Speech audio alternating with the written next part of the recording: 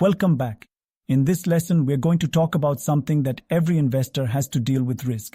There's a common saying that goes, no risk, no reward. This perfectly captures the reality of investing. But here's the good news. Risk isn't something to be afraid of. In fact, understanding risk and learning how to manage it is one of the most important skills you'll develop as an investor. So, what exactly is risk? At its core, risk is the possibility that an investment may not perform as expected. It could lose value or not generate the returns you were hoping for. But remember, without risk, there's usually no opportunity for growth. In fact, every investment carries some level of risk. Even so-called safe investments, like bonds or savings accounts, have risks, such as inflation eroding your purchasing power.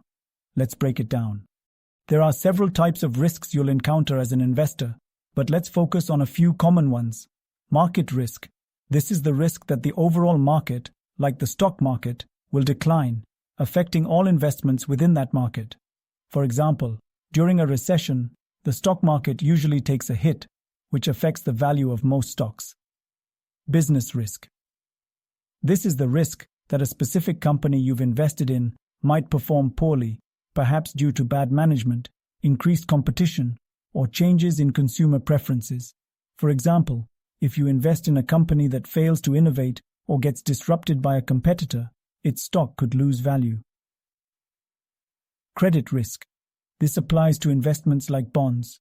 Credit risk is the chance that a borrower, like a corporation or government, might default on its debt, meaning they can't pay you back what they owe. Liquidity risk. This risk arises when you can't sell an investment quickly without losing value. For instance, real estate is considered less liquid because it can take time to sell a property, especially at the price you want. Inflation risk. Even if your investments make money, inflation can reduce your purchasing power. For example, if inflation is high, the real value of your returns could be much lower than expected. Now that we understand risk, let's talk about how investors balance risk and reward. The higher the risk, the higher the potential reward, but also the higher the potential loss. On the other hand, low-risk investments, like savings accounts or government bonds, typically offer lower returns. Here's where strategic thinking comes in. Successful investors don't avoid risk. They manage it. They assess how much risk they're willing to take based on their goals, timeline, and risk tolerance. A younger investor with a long time horizon may be willing to take more risks because they have time to recover from potential losses.